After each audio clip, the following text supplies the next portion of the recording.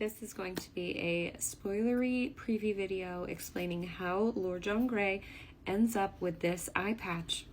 Obviously, this will have spoilers for the books and the show, so if you're looking to avoid them, please do keep on scrolling. So the last we saw Lord John Grey, and I'm filming this right after the events of episode 11 of season 7, Jamie has basically abducted him and taken him outside of Philadelphia, outside of the city.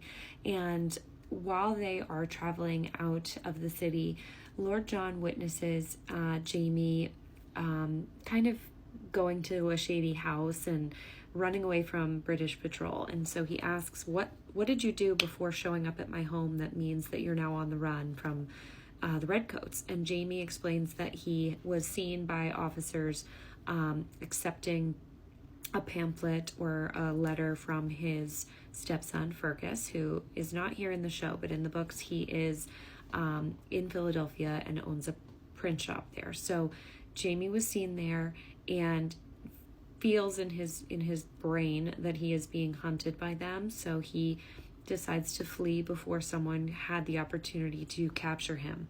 Now, obviously, John is confused as to why then he would go directly to John's house, and Jamie looks at him like, obviously, I would be going there for Claire. And it's at this point that Lord John remembers Claire is at the house and thinks, oh gosh, like, what am I going to say to Jamie? Because there's no way that I cannot tell him what happened between her and I, because Claire has a glass face and the two of them don't keep secrets from each other. So Lord John knows he's not getting out of this interaction with Jamie without telling him what happened with him and Claire. Now, up until that point, Jamie hasn't really had a moment to talk to John. So when they finally do arrive, about an hour outside of Philadelphia in the woods, he thanks John for taking care of Claire in his absence. And Lord John doesn't look well to Jamie. So Jamie says, "Are you okay?" And Lord John kind of says no. And the scene has a lot more detail that I'm omitting just for time, but he basically has so many thoughts about Claire, about William, about what will happen if something were to happen with Jamie, if something were to happen with John, because he knows that once Jamie finds this information out, he very well may just, take things into his own hands. And so he is worried about what that will mean for everybody else in his circle. But when the opportunity presents itself and Jamie asks him what's wrong, he blurts out to him, "I've had carnal knowledge of your wife." Now, this takes place at the end of An Echo in the Bone, and then we do not get the remaining part of the scene until Written in My Own Heart's Blood. So obviously, the books have been out a while now, so I didn't have to wait, but I can imagine in the thick of these books coming out, that was a long wait to figure out what happens between Jamie and Lord John after the events of An Echo in the Bone. But when they do pick back up, it's in chapter 4 of Written in My Own Heart's Blood, which is titled, Don't Ask Questions You Don't Want the Answers To, which I think is appropriate. And Jamie asks Lord John, "Why do you have carnal knowledge of my wife?" And Lord John starts to explain to him that, he's angry. We both thought you were dead. And Lord John says to him, "Do you have the faintest idea of what your death did to your wife?" Because it really did take a huge toll on Claire, as we saw in the episode. And Jamie is trying to make sense of this, and he's saying, "So you're telling me that the news of my death made her so irrational that she would force you into bed with her to deal with the pain?" And he's like, "I don't understand why that would ever compel you to join her or her to ask you in the first place. Like, that doesn't make sense to me." And Lord John says, "No, you're right. That's basically wrong. That's not what happened." So Jamie says, "So you went to her out of desire and she let you? I don't believe it." John at that point says, "No, I'm not attracted to women. I didn't go to her for desire, but we both thought you were dead and we were both mourning you and we had too much to drink and we were both making love to you, not one another." And obviously Claire and Lord John already had this discussion, but for Jamie to hear this is incredibly jarring to him. Now, Jamie's reaction initially is to have like a blank face and his jaw drops, and Lord John has a thought in his head at one point that he was actually kind of pleased with that reaction, but then he's immediately sucker punched in the gut by Jamie, and he falls back onto the ground into the leaves, and then he realizes in his head, like, okay, so the way I'm gonna go here is with Jamie's bare hands at this point. And when he gets back up again, Jamie grabs him by the coat, which ironically is Jamie's coat in the scene. This, not this shot, but in the scene, he's wearing Jamie's coat that Jamie lent to him for the ride.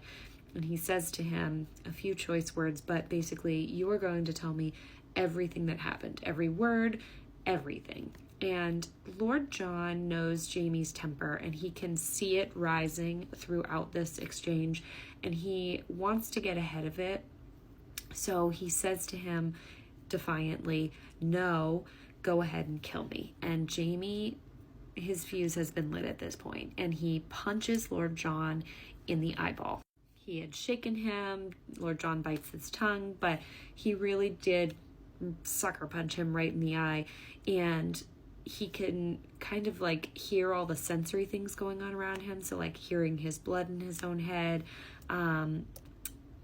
just opens one good eye to see Jamie there. And then at that moment, there are two rebels that show up in the woods with Lord John and Jamie. When they ask, who are you? Jamie introduces himself as Colonel James Fraser from Morgan's Rifles. And so he has kind of an in with these two men, and they immediately look at Lord John and wonder, who the hell is this guy? They ask Jamie if Lord John is his prisoner, and Lord John introduces himself as Lord John Grey. And the men start questioning whether or not Lord John is a soldier. And if he isn't a soldier, then they have really no purpose with him. And one of the men says that they recognize him when Lord John was sitting out on his porch at 17 Chestnut Street in his full uniform, looking larger in life. And we know in the show, they've already called this out, that Lord John's commission was not active, but he wore that uniform in order to protect the people around him, including Henry and Mercy Woodcock. Now, Jamie actually butts in at this point and confirms for them that Lord John is not a soldier, and Lord John goes on to elaborate that at one point he was, but he's not anymore. And Jamie repeats over and over again to these men who just aren't listening that he's not a soldier. And Lord John is purposefully kind of heckling these men, because in his brain he's like, okay, well, I'd rather go with them than Jamie at this point. And Jamie very defiantly says, no, he's my prisoner because I wanted to question him. And the men ask why, and Jamie kind of says, like, it's none of your business, leave us be. But the leader of this little group of men, his name is Woodbine, basically says to Jamie, like, we don't know who you are. How are we supposed to trust that you are who you say you are? And at that point, Jamie kind of resigns to the situation and says, go ahead, you can take Lord John. So Jamie walks over to the edge of the clearing and turns around and basically just like death stares Lord John from across the clearing. And Gray ends up moving with these two men to leave, and he kind of sees Jamie fading off into the distance and chooses at that point to scream at Jamie, I'm not bloody sorry. Now, what happens in a later chapter with Claire is that a soldier shows up at 17 Chestnut Street looking for Lord John and asks why he didn't show up to General Clinton this morning. And Claire puts together that he had received a letter that morning but didn't have a chance to read it because Jamie showed up and he had put the letter in his pants pocket before he left. And in that letter, we actually come to find out that he had his commission reinstated. And so Claire asks, how can that be? Is it possible for his commission to just be made active again? And the soldier tells him, oh no, ma'am, the colonel of Lieutenant Gray's regiment recalled him, the Duke of Pardlow. Now in the books, Claire goes into action to try and remedy this, and she is joined by Jenny Fraser, and I'm unsure if they're going to include Jenny coming to America in the show, but hopefully this gives you a little explainer as to what is likely going to take place between Jamie and Lord John in episode 12, and some insight into where things are going for Lord John in upcoming episodes. And hopefully we get to see the return of Hal Grey as well, who, if you recall, is the man who let Jamie live during Culloden. So lots of very exciting characters that we should be seeing soon on the show.